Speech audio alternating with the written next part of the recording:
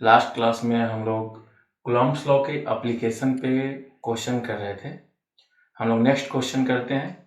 बच्चों next question ये है, मान लीजिए मेरे पास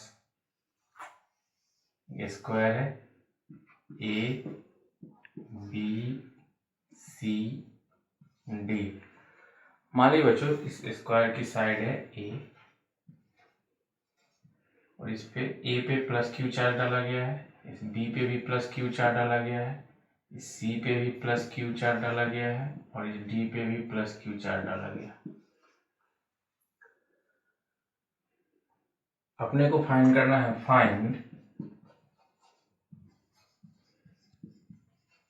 इलेक्ट्रोस्टैटिक फोर्स ऑन सी।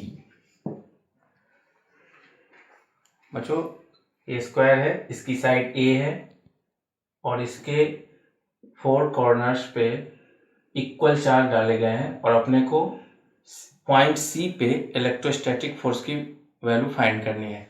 तो बच्चों हम लोग लास्ट क्लास में आपको क्या बताए थे, क्या कंसेप्ट है कि जिस पॉइंट पे अपने को फोर्स निकालना है उस पॉइंट पे हम लोग फोकस करेंगे। मैं पॉइंट सी पे फोकस कर रहा हूँ। पॉइंट सी पे कौन कौन सा फोर्स लगाएगा बच्चों? बी लगाएगा और कौन लगाएगा? ए लगाएगा और कौन लगाएगा? डी लगाएगा। तो हम लोग स्टार्ट करते हैं। यहाँ पे देखिए पॉइंट सी पे यहाँ पे प्लस चार्ज और यहाँ पे प्लस चार्ज, रिपल्सिव फोर्स होगी, ये रिपल्सिव फोर्स होगी। बच्चों इसकी वैल्यूज कितनी होगी? Force on C due to B is equal to k Q1 Q2 Q into Q upon r square. Side length कितनी है बच्चों? ए स्क्वायर हो जाएगी। अब यहाँ पे देखिए डी के कारण किधर फोर्स लगेगी? रिपल्सिव फोर्स लगेगी, तो इसकी डायरेक्शन ये होगी force on C D to D. इसकी भी वैल्यू कितनी होगी? के क्यू इंटू क्यू अपॉन कितनी होगी बच्चों? ए स्क्वायर हो जाएगी। यहाँ पे ए लाइन को ज्वाइन कर दीजिए, तो यहाँ से ये डायरेक्शन होगी force on C due to A और इसकी वैल्यू कितनी हो जाएगी? K Q into Q upon बच्चों स्क्वायर है तो डायगोनल की लेंथ कितनी होती है? ये √2a होती है, तो √2a बच्चों अपने को सी पे निकालना था। अब यहाँ पे force is a vector quantity, तो इन दोनों force on C due to D and force on C due to D, ये दोनों जो फोर्स लग रहे हैं इनके रिजल्टेंट की डायरेक्शन यही होगी। तो हम लोग रिजल्टेंट निकालते हैं। एफ रिजल्टेंट इक्वल टू, बोलिए बच्चों कितना होगा? F1 square plus F2 square plus 2F1 F2 cos theta. बच्चों दोनों वेक्टर के बीच कितना एंगल है? 90 डिग्री और ये इक्वल मैग्नीट्यूड है, तो मैं F बोल सकता हूं, तो F square plus F square plus 2F square cos 90 degree. तो बच्चों ये टर्म कितना हो गया? 0। तो ये वैल्यू कितनी निकल के आ गई? √2F। तो बच्चों रिजल्टेंट इन दो फोर्स की रिजल्टेंट कितनी निकल के आई? √2F। और इसी की डायरेक्शन में एक तीसरा भी फोर्स है, जो force due to C, force on C due to A. तो बच्चों यहाँ पे जो F नेट आएगी, ये F नेट आएगी वो कितनी हो जाएगी?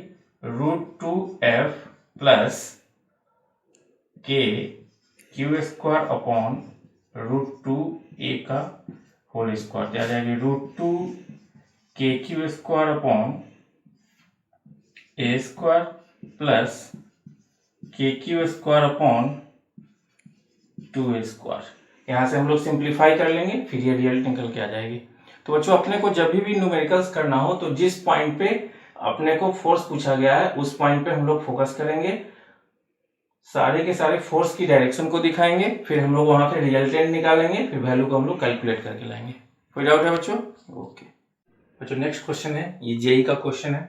ये क्वेश्चन है, 4 charges equal to -q are placed at the 4 corners of a square and a charge small q is at its center. If the system is in equilibrium, the value of q is।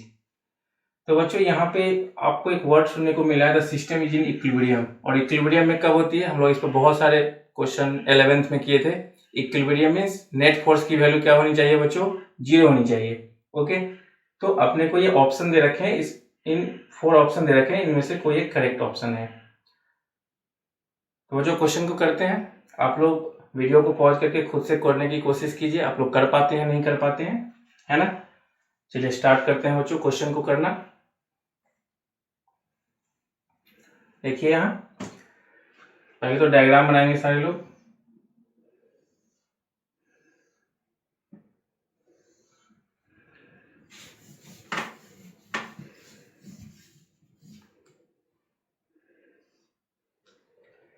जो diagram बनाते हैं,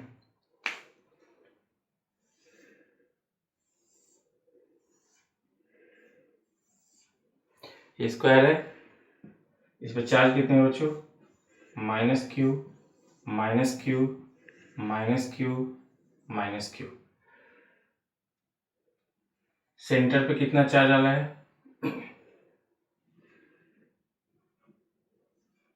small q। 4 equal charges -q are placed at 4 corners of a square and a charge q is at its center. If the system is in equilibrium, the value of q is।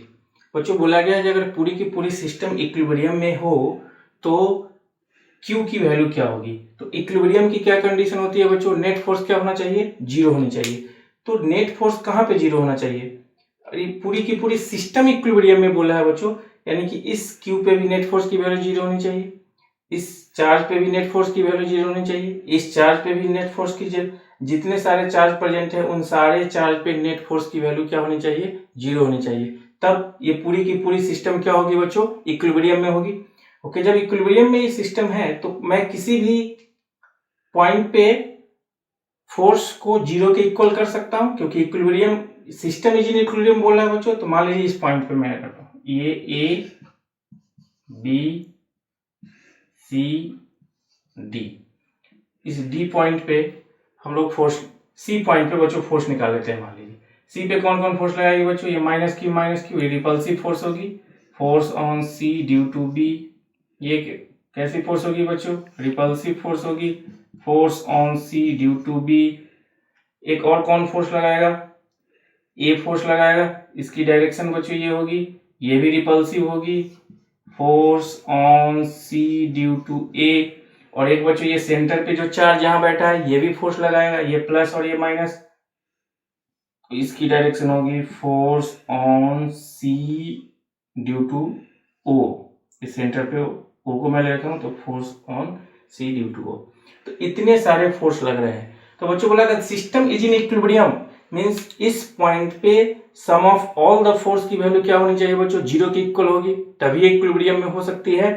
तो start करते हैं बच्चों, ये दोनों कितने पे हैं, 90 degree पे। क्या दोनों की वैल्यूज भी मैग्नीट्यूड वाइज इक्वल होगी। तो बच्चों मान लीजिए इसको मैं F मानता हूं, ये तो इन दोनों की जो रिजल्टेंट होगी, इस रिजल्टेंट की डायरेक्शन क्या बच्चों ये वाली होगी। देखिए इन दोनों की रिजल्टेंट ये होगी और इस रिजल्टेंट की वैल्यू कितनी होगी बच्चों,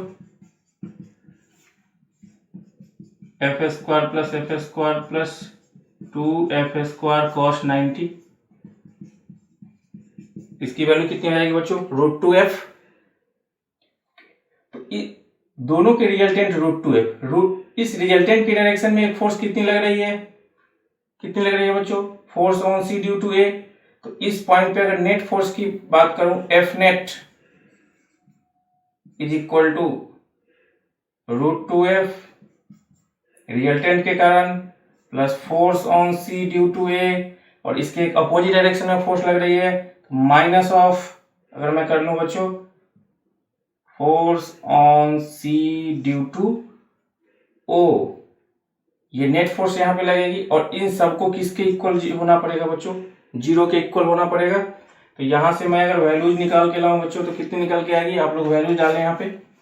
√2f की वैल्यू होगी k q² upon a² plus ca, ये डायगोनल कितना होगा √2a, तो ये होगी k q² upon 2a² minus इसकी वैल्यू क्या होगी बच्चों, force on C due to O, इसकी वैल्यू हो जाएगी k q into small q upon और यहाँ से यहाँ तक की लेंथ कितनी है बच्चों, ये हाफ हो जाएगी डायगोनल की, यानी √2a/2 का whole square is equal to 0।